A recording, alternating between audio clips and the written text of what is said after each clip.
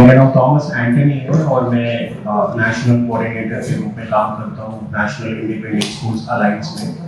और नीसा जो national independent schools alliance है ये national federation of private schools association है और हम लगभग 23 स्टेट्स में हैं और 64 स्टेट एसोसिएशन हमारे साथ जुड़े हुए हैं। लगभग 1 लाख अफोर्डेबल प्राइवेट स्कूल्स और प्राइवेट स्कूल्स के साथ हम मिलकर काम करते हैं पूरे देश में।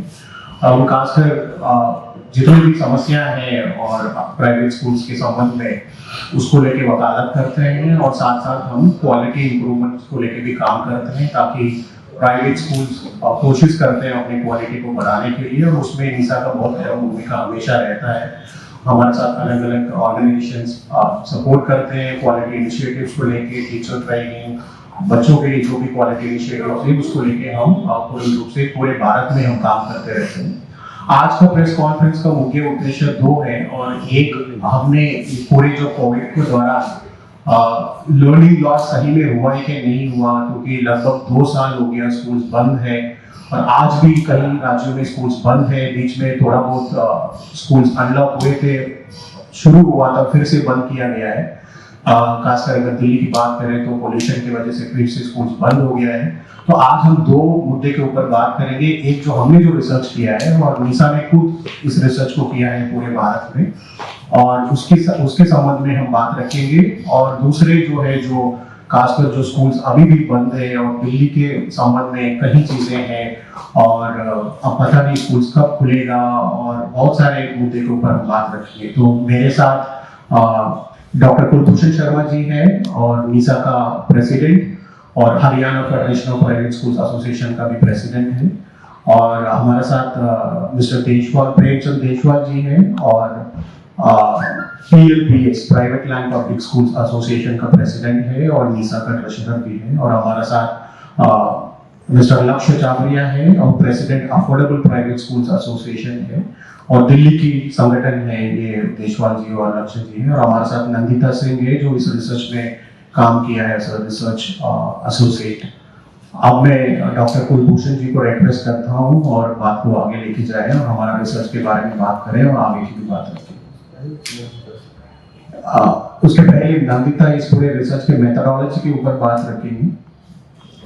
Good afternoon everybody. हम लोगों ने रिसर्च इसलिए किया था क्योंकि कोविड के दौरान काफी एकेडमिक एग्रेशन आया था बच्चों में, काफी बड़ा एकेडमिक स्लाइड भी आया था और जो हमारा मेथड था काफी सिंपल था क्योंकि कोविड के दौरान सारे स्कूल्स बंद थे। तो हमने ये पूरा का पूरा रिपोर्ट हमने ऑनलाइन किया था। तो हम लोगों ने एक वेब बेस्ड क्वेश्चनर फॉर्म किया था और उसके साथ साथ हमने टेलीफोनिक इंटरव्यूज भी लिए थे और इस रिपोर्ट में हमने कम से कम 17 स्टेट्स कवर किए ऑल ओवर इंडिया और हमने अपना पूरा बेस्ट ट्राई किया कि हम हर रीजन तक जाएं, नॉर्थ ईस्ट वेस्ट या नॉर्थ ईस्ट।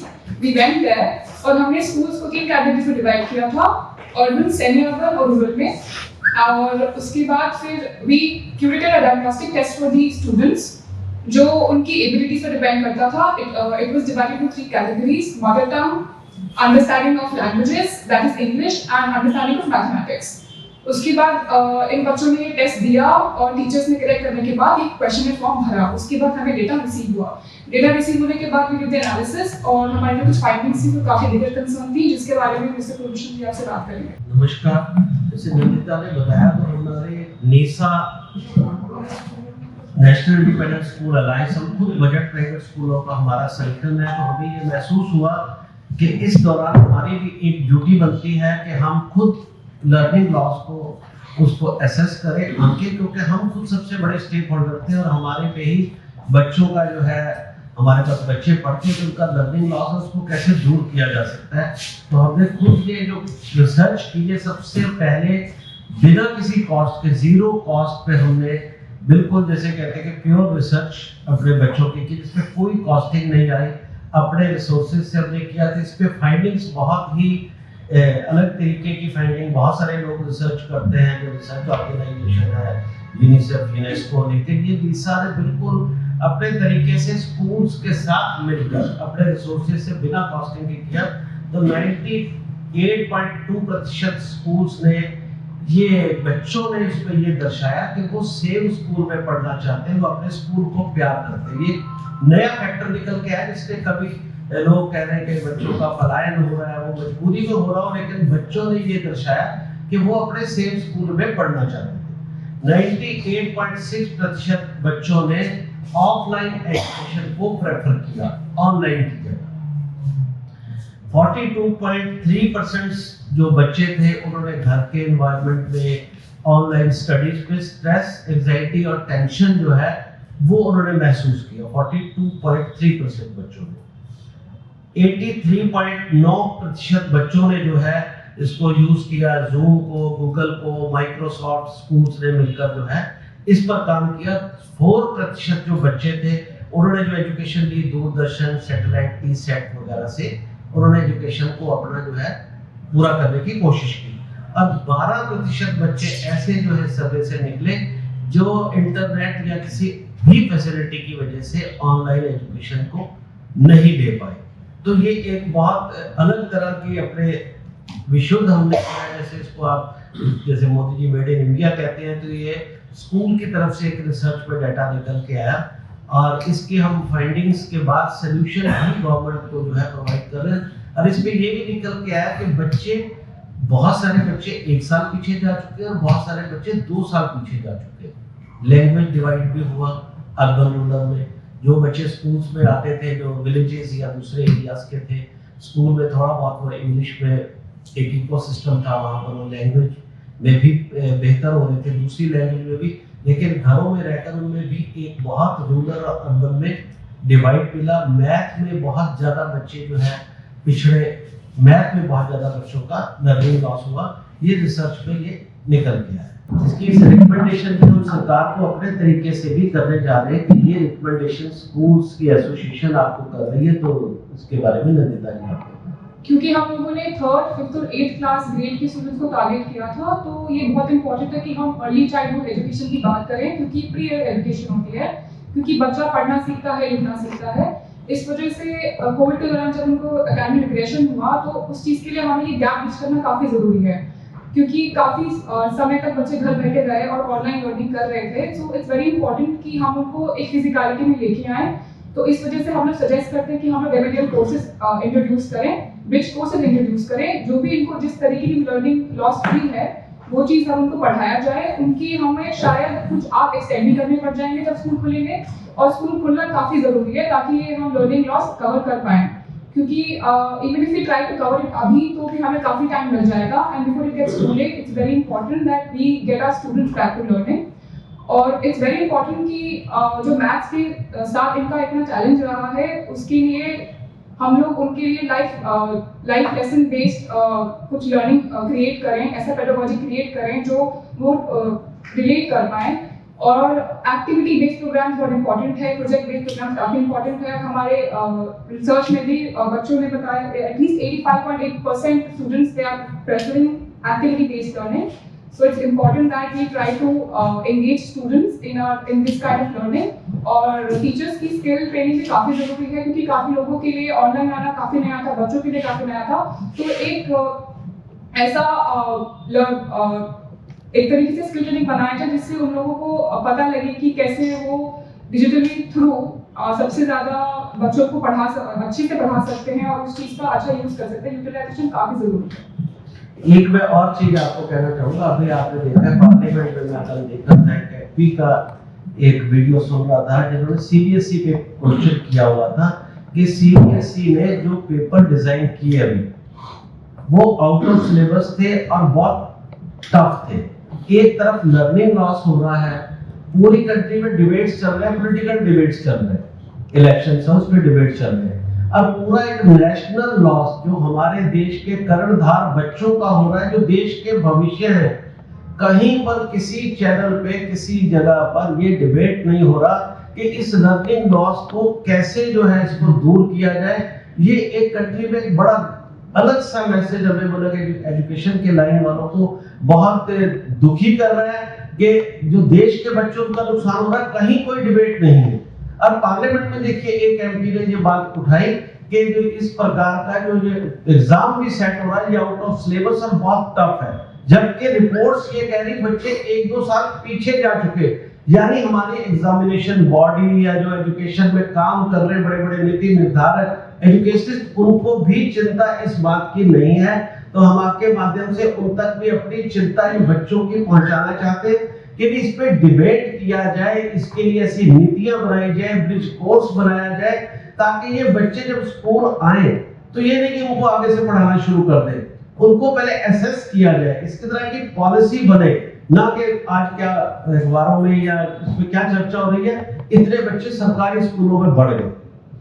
हमें भी प्रदेशों में कहते सरकारी स्कूल में एनरोलमेंट बढ़ गई। मैं क्या एनरोलमेंट की चिंता करने की जरूरत है या लर्निंग लॉस की चिंता करने की जरूरत है, या एनरोलमेंट की आज भी चिंता हो रही है कि बच्चे प्राइवेट में चले गए या सरकारी में चले गए। हमारा ये चिंता का विषय बिल्कुल नहीं है। बच्चे जहां जाए, क्वालिटी एजुकेशन उनका राइट है, उनके एजुकेशन का लॉस नहीं उनका राइट है, और हमारी ड्यूटी है कि उनकी एजुकेशन को कैसे बेहतर किया जा सके। वो मिलकर, चाहे प्राइवेट स्कूल है, चाहे गवर्नमेंट सेक्टर है, चाहे एचआरडी मिनिस्ट्री है, चाहे स्टेट एजुकेशन मिनिस्ट्री है, वो सब मिलकर इस पे चिंतन मंथन करके डिबेट करें, इसके सॉल्यूशन पर काम करें। लर्निंग लॉस बहुत ज्यादा हो चुका है, इतना कि आप उसको आज कंट्रोल भी नहीं कर सकते। हमारे बच्चे 2-2 साल पीछे चले गए, तो इसका सिर्फ और सिर्फ एक ही सोल्यूशन है, इमीडिएट स्कूल खोलने चाहिए।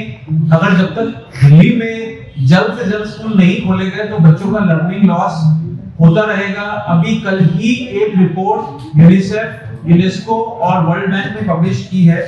उस रिपोर्ट के अकॉर्डिंग $17 ट्रिलियन का नुकसान हुआ है बच्चों का, ये असेस किया गया है, which is equivalent to 14% of today's world GDP।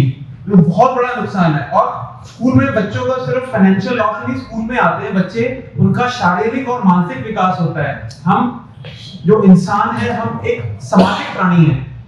बच्चा स्कूल के अंदर पीयर लर्निंग होती है, अपने पड़ोसी बच्चे से सीखता है, व्यवहार सीखता है। वो व्यवहार में बच्चा खो गया है, व्यवहार उसका मिस हो गया है। इसलिए बच्चों की जो शिक्षा के लिए हमें जल्द से जल्द स्कूल खोलने चाहिए। गर्ल एजुकेशन, बच्चों को जो माँ बाप है, हमारे जो स्कूल है बजट प्राइवेट स्कूल हैं, जहां पर जो पेरेंट्स हैं वो फर्स्ट जनरेशन लर्नर हैं। बच्चों की जो पेरेंट्स हैं पढ़े लिखे नहीं है, तो उनकी स्कूल नहीं जा रहे बच्चे, तो फिर वो किसी और जॉब्स में लग जाते हैं, वो कमाने लग जाते हैं। बच्चे घर तो बैठ नहीं रहे हैं। और जो ओमिक्रॉन की समस्या है वो पूरे देश की समस्या है, नॉट ओनली इन दिल्ली। अगर ओमिक्रॉन का सुनने में आ रहा है, ऐसी प्रोजेक्शन में फरवरी तक पीक आएगा, तो क्या स्कूल हमेशा ही बंद हो जाएंगे? शिक्षा के मंदिर को आप हमेशा के लिए ताला लगा देंगे? ऐसा तो नहीं होना चाहिए ना। तो यूनिसेफ की रिपोर्ट ये कहती है 260 मिलियन चिल्ड्रन एजुकेशन से, जो मेन स्ट्रीम एजुकेशन है, उससे बाहर निकल गए हैं। हम इस तरह से बच्चों में, समाज में एक डर पैदा कर रहे हैं। स्कूल एक स्केपगोट, एक बलि का बकरा बन गए हैं। जरा सा हुआ स्कूल जरा सी देर में बंद कर दो। अब तो पोल्यूशन कंट्रोल्ड है, AQI कंट्रोल्ड है, क्यों नहीं स्कूल खोले जाते? तो सरकार से मेरी हम्बल रिक्वेस्ट है, जल्द से जल्द स्कूल खोले इमीडिएट, क्योंकि जब अभी तो स्थिति ऐसी है कि स्कूल खोले जा सकते हैं, पोल्यूशन भी कम है, कोरोना भी कम है। भगवान ना करे आगे स्थिति कैसी है, हमें नहीं पता। अगर आज नहीं स्कूल खोले गए तो फिर जब स्थिति खराब होगी तब क्या होगा? ये एक बहुत बड़ा सवाल है। तो यही मैं कहना चाहूंगा इसके अंदर। अच्छा, हमारे सर्वे किया है, क्या जी। आपने इसका कोई ज्ञापन अभी तक जी। शिक्षा विभाग में दिया जी। जिसके आपको कोई जवाबदेही मिली हो? ये अभी रिपोर्ट के बाद इसके लिए हम सारी प्रधानमंत्री तक, एचआरडी मिनिस्टर, सभी स्टेट के एजुकेशन मिनिस्टर्स को ये हम सबमिट कर रहे हैं विद सॉल्यूशन के, इसके क्या सॉल्यूशन होने चाहिए। ये सभी को सबमिट किए जा रहे हैं, बाय डाक भी जाएंगे, बाय पोस्ट भी जाएंगे, और जहां जहां पर हमारी एसोसिएशंस हैं वो भी इसको सबमिट करेंगे। अभी हम मीडिया के थ्रू आपको ये बात बता रहे हैं। पूरे भारत पे, मतलब कि पूरे भारत लेवल पर ये रिसर्च ये 17 स्टेट्स पे ये सर्वे किया गया, नॉर्थ ईस्ट वेस्ट सिलेक्ट करके 17 स्टेट्स पे ये जो है सर्वे किया। अर्बन, सेमी अर्बन और रूरल 1502 बच्चों पे ये किया गया। सैंपल साइज बराबर रखा गया ताकि कहीं ज्यादा या कम ना हो जाए। नमस्कार सबको। मैं एक चीज आपके माध्यम से पूरी दिल्ली को बताना चाहता हूँ, और दिल्ली को ही नहीं पूरे देश को बताना चाहता हूँ कि जैसा कि अभी प्रधान जी ने भी कहा और लक्ष्मी जी ने भी कहा कि हम बजट प्राइवेट स्कूल हैं। अब बजट प्राइवेट स्कूल का क्राइटेरिया क्या है ये मैं आपको बताना चाहता हूँ। बजट प्राइवेट स्कूल जो रूरल में भी चलते हैं, अर्बन में भी चलते हैं, उनकी फीस 200 रुपए से शुरू होती है। एक बार क्या हुआ, और 3,000 तक सिर्फ जाती है, 3,000 के बाद हमारी फीस नहीं है।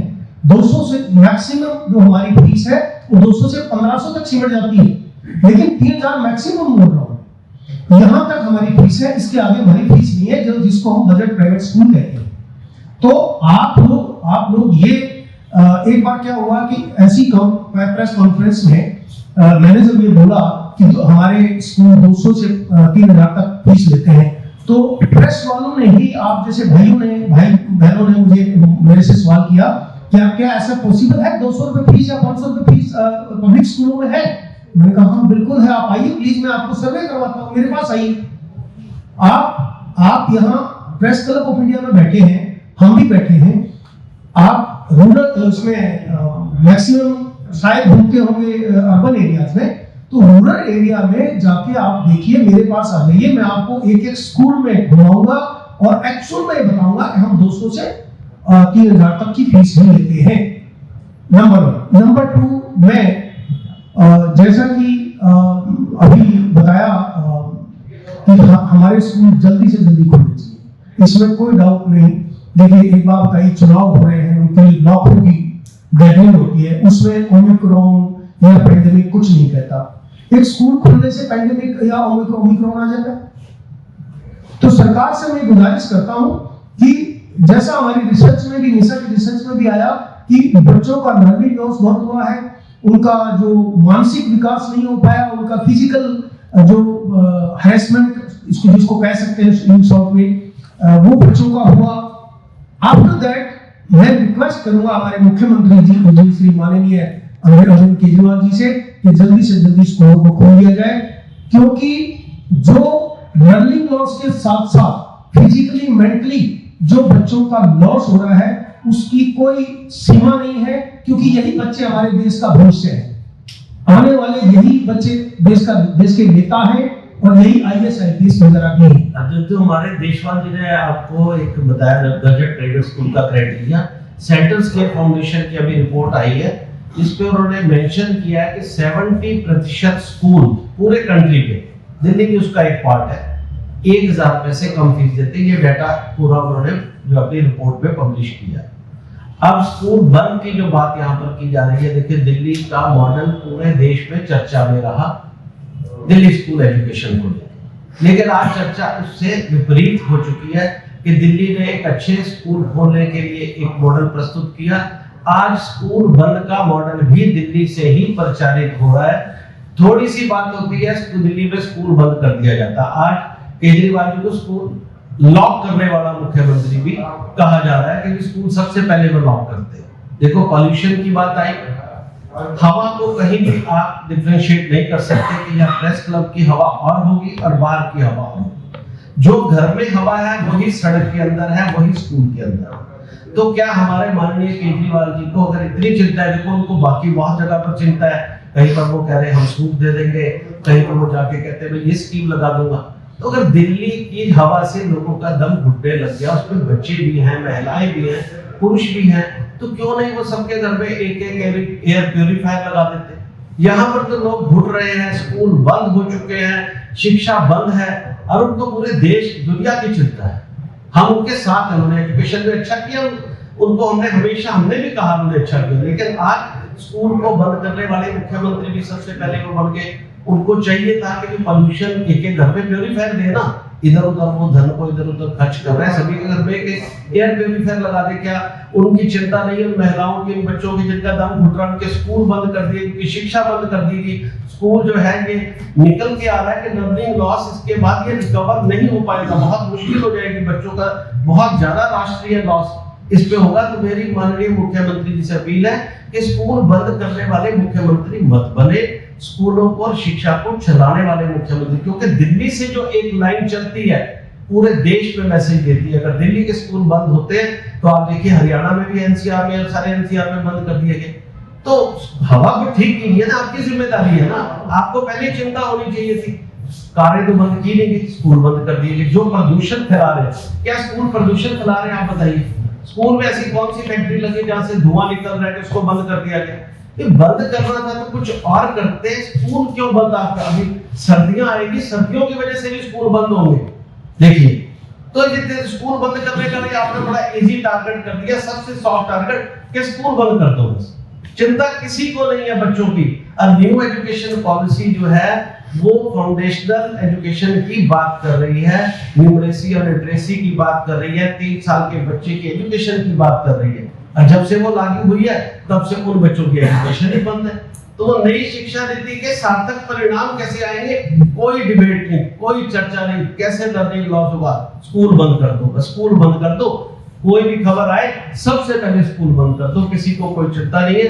तो मेरी उनसे अपील है कि आप सभी के लिए बहुत अच्छी अच्छी स्कीमें लेके आ रहे हैं। इन बच्चों को एक एक एयर प्योरीफायर इनके घर पे प्रोवाइड कर दे, इनके स्कूलों की वायु शुद्ध कर दे ताकि इनके स्कूल खुले रहे। तो इन स्कूलों को खोलिए माननीय मुख्यमंत्री जी, और हर देश के मेरे प्रधानमंत्री जी से भी अपील है कि इन बच्चों के इनकी शिक्षा की चिंता करें आप। मैं एक गुजारिश और अपने मुख्यमंत्री जी से, केजरीवाल जी से करना चाहता हूँ कि केजरीवाल जी आप हम बजट स्कूल है, ये तो मैं पहले बता चुका हूँ, 200 रुपए से लेके मैक्सिमम 3000 तक की फीस हम लेते हैं। तो ईडब्ल्यूएस के 3-4 साल से हमारे ड्यूज पेंडिंग है, रिम्बर्समेंट नहीं जहां मिल रहा है।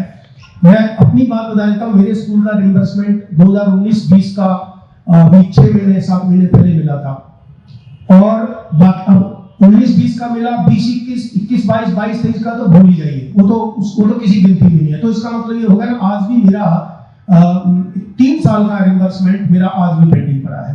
तो मैं गुजारिश ये करना चाहता, क्योंकि हम बजट प्राइवेट स्कूल हैं, हम लो बजट प्राइवेट स्कूल हैं, तो माननीय मुख्यमंत्री जी हम आपसे हाथ जोड़ के विनती करते हैं, आप प्लीज इन बजट स्कूलों के ईडब्ल्यूएस रिम्बर्समेंट को जल्दी से जल्दी दे दें स्कूलों को। और दूसरी बात ये है कि जो रिपीट कर देता हूं कि स्कूलों को खोलने का प्रावधान जल्दी करें, क्योंकि हम एक चीज और मैं कहना चाहता हूं कि हम खाली लो बजट स्कूल ही नहीं है, हम उसमें क्वालिटी भी देते हैं, तभी तो लोग हमारे पास पढ़ाने के लिए बच्चे एडमिशन कराते हैं। देशवाल जी की बात बोलते कहना चाहता हूँ, केजरीवाल जी ने, मैं टीवी पे हम सुनते रहते हैं, उन्होंने कहा कि जो हम सूट जो देने जा रहे हैं, तो बहुत सारे मुख्यमंत्री ने अपने प्राइवेट प्लेन खरीदे, तो उसी के उसमें जितने भी उन्होंने प्लेन खरीदे इतने में हम सूट दे देंगे। बड़ी अच्छी उनकी फाइनेंशियल कैलकुलेशन और नीतियां होती। पराली के ऊपर भी उन्होंने बड़ा फाइनेंशियल कैलकुलेशन करके कि पराली का ऐसे यूज किया जा सकता है, एमएसपी ऐसे दी जा सकती है, सारी बातों की फाइनेंशियल कैलकुलेशन। तो एक कैलकुलेशन ये भी कर दे कि जो इनके ईडब्ल्यूएस के 3 साल के पैसे नहीं आप दे पाए दिल्ली में, उसकी भी तो एक कैलकुलेशन निकाल दीजिए कि गरीब स्कूल बाहर जोड़ रहे हैं और वो आर्थिक रूप से टूटे हुए हैं। आपके पास तो इतनी नीतियां हैं, इतनी प्लानिंग है फाइनेंशियल, आप पूरे देश का मार्गदर्शन कर रहे हैं कि इस प्रकार से यहाँ से पैसे दिए जा सकते हैं, पैसों की कमी नहीं है। बड़े आराम से केजरीवाल जी बताते हैं, देखिए पैसों की कमी नहीं।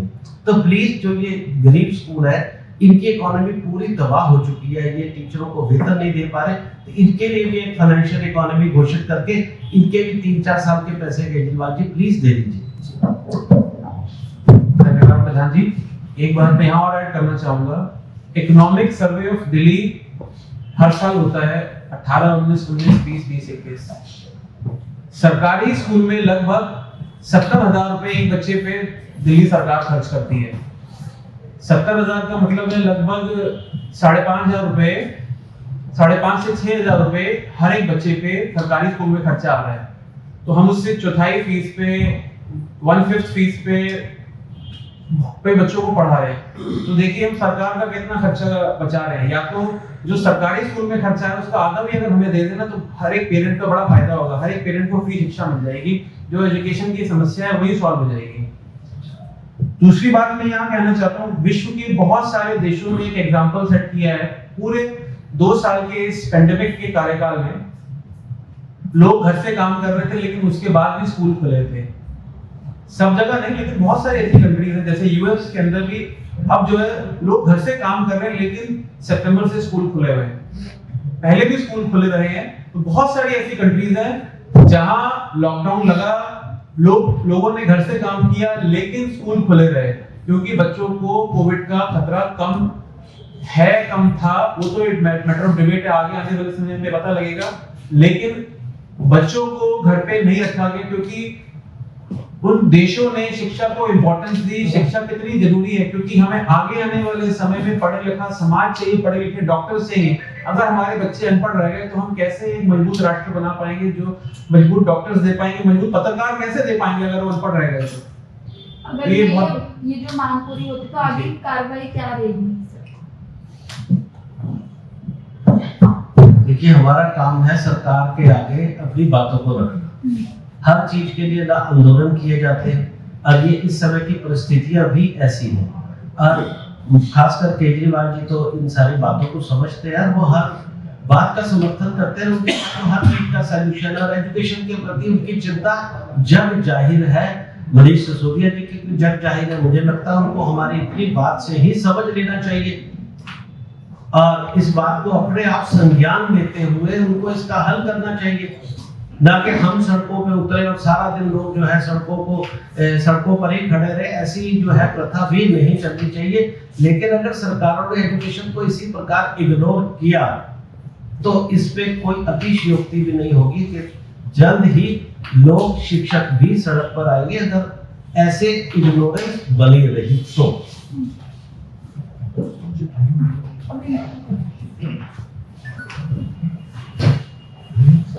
सर, ये लर्निंग लॉस जो हो रहा है, इसका समाधान क्या आप दे रहे हैं?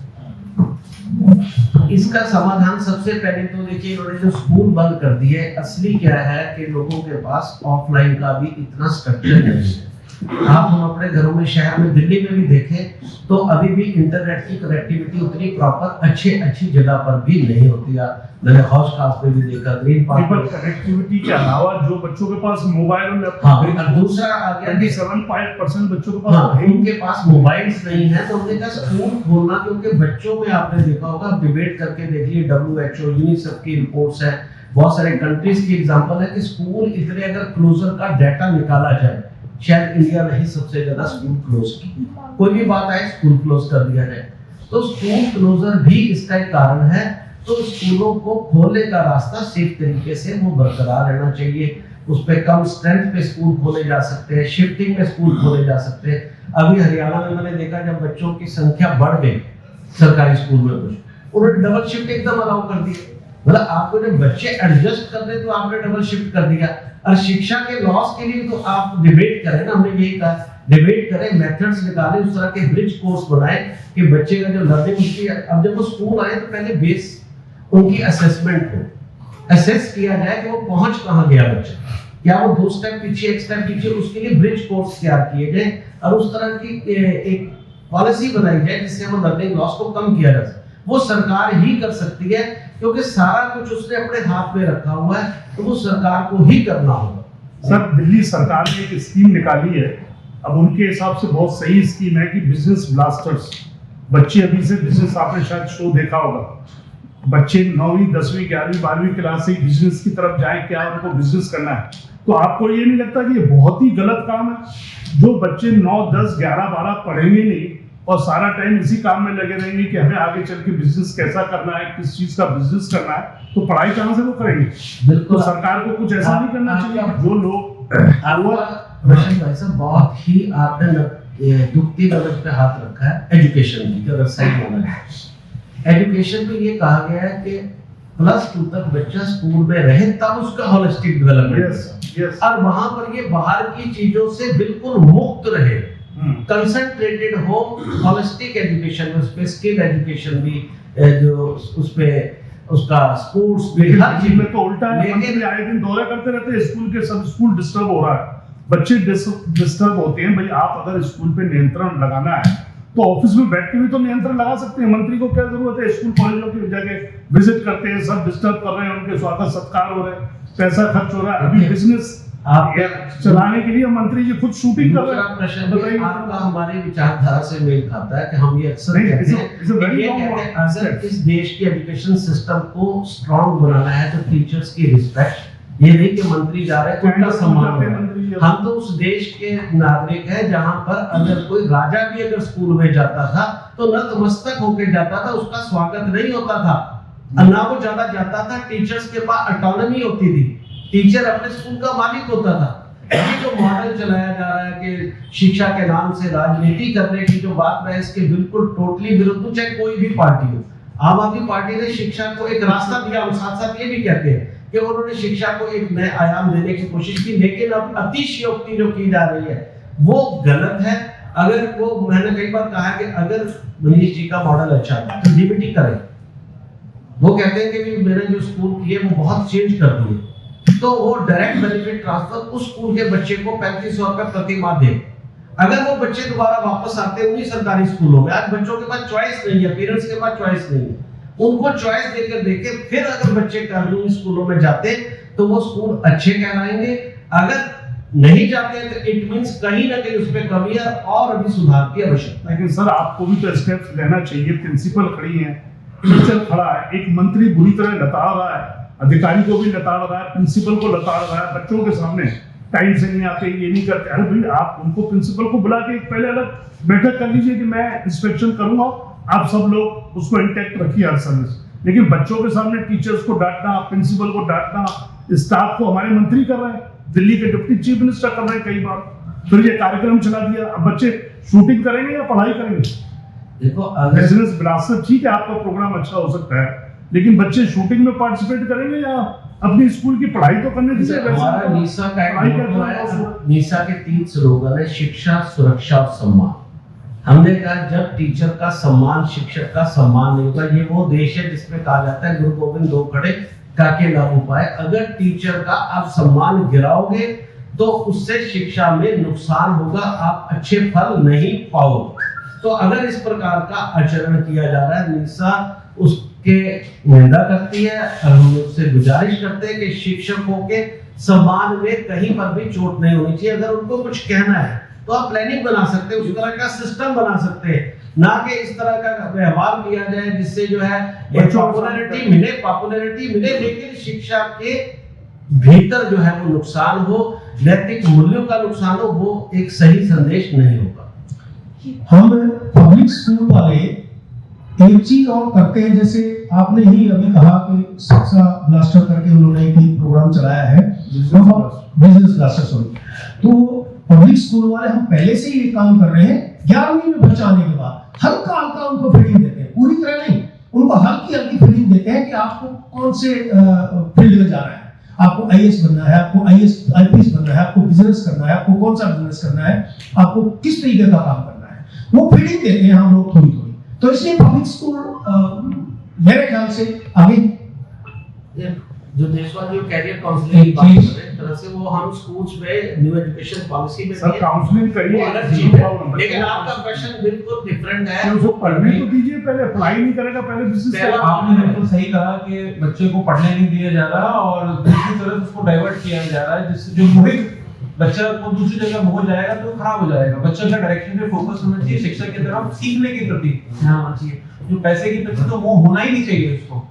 दूसरा, अब मैं एक बात जो मेरी रह गई है करने की, बड़ी इंपॉर्टेंट है, बच्चों का लर्निंग लॉस की हम बात कर रहे हैं, लर्निंग लॉस की लर्निंग पॉवर्टी में कन्वर्ट हो गया है, लर्निंग पॉवर्टी हो गई है। अभी यूनिसेफ की कल जो रिपोर्ट आई थी वो लर्निंग पॉवर्टी की बात कर रही है, तो इसलिए बहुत ज्यादा जरूरी है। जो बच्चों का सबसे बड़ा लर्निंग माइलस्टोन है, learn to read up to class 10, sorry up to 10 years, 10 साल तक बच्चे को लर्न टू रीड का एक गोल होता है एसडीजी के अंदर। वो 70% बच्चे, हमारे यूनिसेफ की रिपोर्ट कहती है कि नहीं कर पा रहे हैं, तो ये बहुत बड़ा डिसएडवांटेज है। हमें इस पे फोकस करना है, जो बाहर के देश बहुत फोकस कर रहे हैं, हम कैसे बनेंगे समृद्ध राष्ट्र और अब कैसे दुनिया की को हम कम्पीट कर पाएंगे, ये बड़ा इंपॉर्टेंट है ये। सर इसी में है, आप लोग डिमांड कर सकते हैं कि आप टीवी पे, मीडिया पे लाखों करोड़ों रुपए खर्च कर रहे हैं जी, ये बिजनेस ब्लास्टर प्रोग्राम करके, करोड़ों खर्च हो रहा है, टीवी को पैसा भी दे रहे हैं, एडवर्टाइजमेंट भी कर रहे हैं, डॉक्यूमेंट्री भी बनाए। इंस्टेड ऑफ जो बच्चों के पास लैपटॉप या मोबाइल नहीं है, नहीं पढ़ पा रहे, उनको सरकार को पैसा देने पड़े तो सही। पहले तो बच्चों को लगा दिया कि भाई आप फिल्में बना के लो, शूटिंग हो रही है। आपका पॉइंट बिल्कुल, मैं एक स्कूल का नाम नहीं लेना चाहता हूँ सर, सुनिए, आप एक स्कूल का मैं नाम नहीं लेना चाहता हूँ, दिल्ली में 5 दिन तक शूटिंग हो रही है उस स्कूल। अब बताइए बच्चे क्या पढ़ेंगे, बार बार रिपीट कराया जा रहा है, अब आपको ऐसे डायलॉग बोलना है, अब आपको ऐसे डायलॉग, अरे भाई बच्चे कोई एक्टर थोड़ी है भाई, देखिए मैं तो आपने कहूँगा बच्चों ये को कहना फिल्म में चाहूँगा, काश इन 14 साल के बच्चों के 12-14 साल वालों की वोट होती तो जो आपकी मांग है ये लैपटॉप और मोबाइल उनको वो तो- ऑटोमेटिकली सबसे पहले जो है हमारे मंत्री केजरीवाल जी ने दे देने। एक बच्चे को नहीं दिया दिल्ली में, नॉट अ सिंगल बॉय। और आप कह रहे बच्चों का विकास कितने परसेंट? 27% को खुद सभी नेताओं की घोषणाएं क्या, मैं राजनीतिक उस पर परिवेश नहीं, मैं नहीं करना राजनीतिक बात चाहता मैं कि भी कपड़े दे दो, सूट दे दो, लैपटॉप दे दो, लैपटॉप भी बटे सबको, किनको बटे जिनकी वोट थी। हाँ तो वही देखो लैपटॉप भी बटे, सूट भी बटने की बात आ रही है, सब कुछ बटने की बात आ रही है, लेकिन बच्चों को लैपटॉप जो 18 साल से कम वाले हैं, जिनका लर्निंग लॉस हो रहा है, जो देश का भविष्य है, जिससे हम $1 ट्रिलियन की इकोनॉमी की बात कर रहे हैं, देश को आगे बढ़ाना, उनकी तरफ कोई चिंता नहीं, कोई डिबेट नहीं, कोई चर्चा नहीं, और कोई उनके लिए फार्मूला किसी के पास नहीं है। तो हम चाह रहे हैं सिर्फ केजरीवाल जी तो सबसे ज्यादा चिंता व्यक्त करते हैं। वो उन्होंने कहा था कि शायद मुझे लग रहा है कि वो कह रहे थे कि अब मैंने टोपी इसलिए पहन लिया कि अब मैं भी टोपी पहनाऊंगा, तो कहीं ये तो नहीं कि वो टोपी पहनाने लग गए। मुझे एक चिंता हमें ये भी होगी सता रही कि वो तो देश को बदलने के लिए उन्होंने जो है इस पे पदार्पण किया था, हम सब ने उनका स्वागत भी किया, उनको जो है फूल मालाएं एक और पहना। उनका कार्यक्रम चल रहा है बड़ी जबरदस्त, वो खुद भी उस सीरियल एक डॉक्यूमेंट्री में है कि मैं नौकरी देने वाला बनूंगा। तो ठीक है, नौकरी देने वाला बच्चा कैसे बनेगा? अब जो बच्चे ऑलरेडी पढ़ चुके हैं बेरोजगार, उनको सिखाओ मुझे प्लस 2 तक नौकरी उनको दो देने- पैसा। ठीक है, वो जाके बच्चे नौकरी नौकरी देने वाले बने, हम भी कहते हैं, लेकिन प्लस 2 तक पहले उनकी हाँ। स्कूल एजुकेशन पहले पढ़ाई तो प्रॉपर करें। होने दे। हम तो इसके भी खिलाफ हैं कि बच्चे कोचिंग में बैठे होते हैं और स्कूल में नाम लिखा होता है, हम इसके भी खिलाफ।